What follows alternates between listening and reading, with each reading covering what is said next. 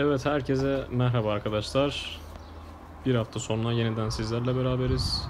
Evimizin dış çevresine beton döküm yapacağız çevre düzenlememizde.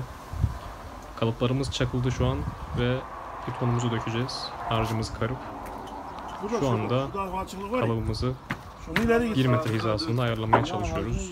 Ustalarımızla beraber.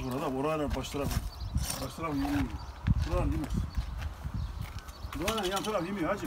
Burayı yiyor, şu ara yiyor, burayı yiyor, bir de şu taraf yiyor. Olmazsa şu arayı biraz dışarı alır, şu başı var ya, anlıyor musun? Evet, o da olur. Baştaki dışarıya da olur. Anca öyle düzelir, başka türlü düzelmiyor.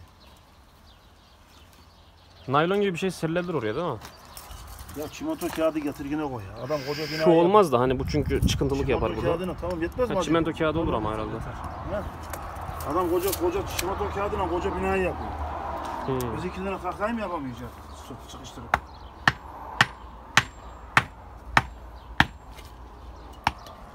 Şu anda çevre düzenlemesi için kalıplarımız çakılıyor.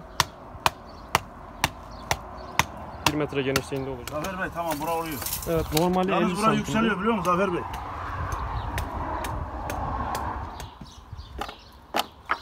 Hele bir yapak, şu elimizdekini yapak ya.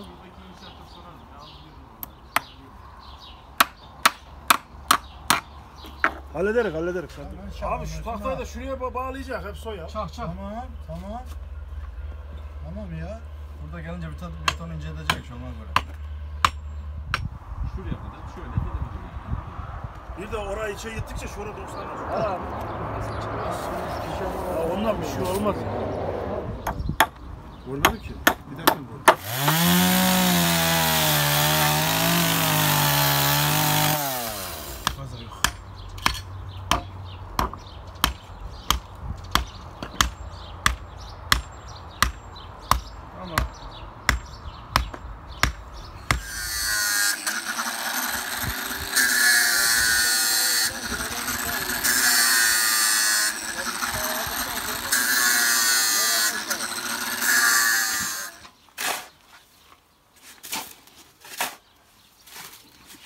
Yağ çıkar.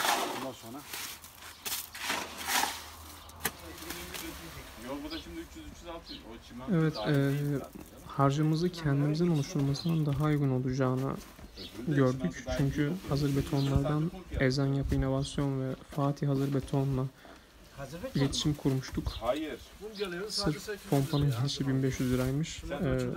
Ve biz de zaten yaklaşık 8-9 metre küplük bir beton dökeceğimiz için ve hani temel ya da döşeme olmayacağı için bu şekilde harcımızı kendimiz oluşturduk.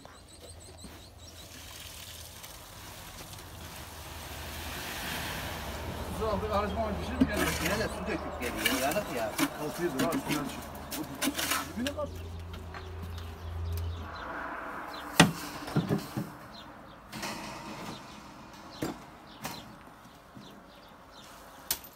Evet, çevre düzenlememizde betonumuz dökülüyor. Dışarıda karılmıştı. Kum, çimento ve su ile karıştırılarak el arabasıyla buraya ustalarımız getiriyor. Yalnız kumumuz tam olarak betonda kullanılacak kumdan değil. Yalnız sadece içinde ince agrega var. 0.4'lük. İriliği yok. Ama zaten bunu biz su basma olarak nitelendirebileceğimiz çevremizde kullanacağımız için çok da bir ehemmiyeti olmadığını düşündük. Dolgu malzemesi olarak da önceden kullanılmış, kullanışsız hale gelmiş, sökülmüş kilit parkelerimizi aradaki boşluğa doldurduk. Bazı yerlerde de evimizin önündeki kolonlardan çıkarttığımız mozaik tanelerim, onları doldurduk. Bunlar birazcık bu malzeme ise 4 adet kolonun dışına yapılmış tamamen tasarım amaçlı bir mozaik taş. Bunları çıkarttık. Tabi çıkartınca altındaki sıvasıyla beraber geliyor. Mesela şu. Ve bu da kireçli olduğu için sonuçta bunu duvara tutturacağımız için sıvasında kireç var. Çünkü asıl bunu tutan malzeme kireç. Bunu buraya koyduğumuz zaman ise betonda çatlamalar oluşturabilir. Betona yani iyi gelmiyor açıkçası. Let's go. Koylu bu, koylu. Sana diyorum ben. Ben koylu değilim, koylu bu. Al. Ben köylü çocuğuyum. Bu koylu. Senin. Bak. Ben Koyun değil mi? köylü Taşı çocuğuyum koyun. dedim. Ne yapayım ben Seni şimdi? bilmem dedim. Ben Şu kurayla şu kelleyi keseyim atayım mı? İşte Allah Allah. Bunun kıçını bırakmam bir şey. Köy, tamam burada köy. Ben ama çarşının içinde doğdum dedim. Ben onu demek istiyorum. Çarşının içi derken. Kırıkkale'nin her yeri şehir olsa ne olur ya. Değil mi? Yok hayır hala koy. Hadi zaten tarafında kal.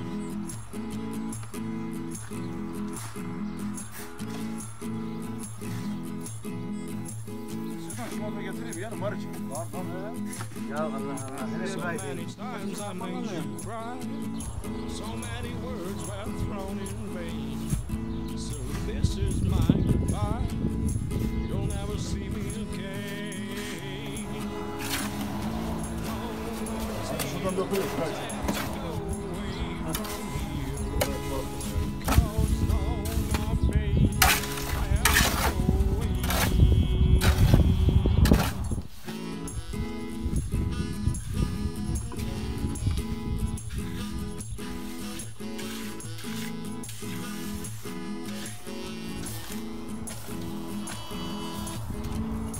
I only hope you can forgive me for all the things I've said, for all the things I've done, for all the times I made you sad. I'll go wherever my eyes lead me. Just want to leave you be. Don't worry about me.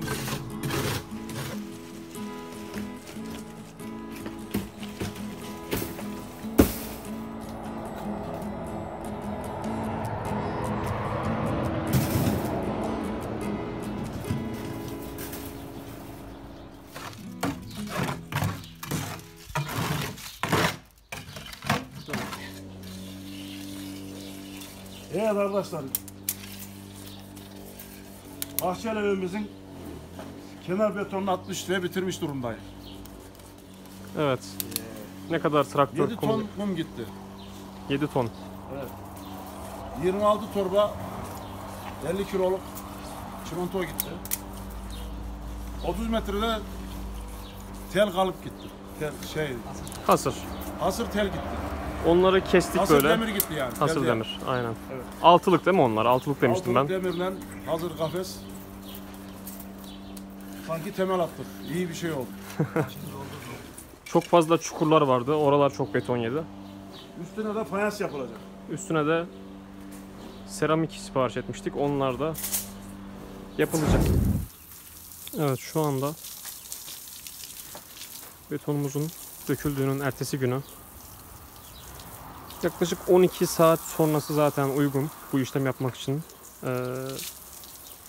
Betonumuzun kürünü alması için sulama işlemi yapıyorum şu anda. Bu beton tabii ki priz alma süreci gerçekleştikten sonra yapılan bir işlem. Priz almadan önce yapılırsa betonun dayanımı düşüyor. Priz alma işlemi yapıldıktan sonra yapıldığında, yani şu an yaptığımda ise betonun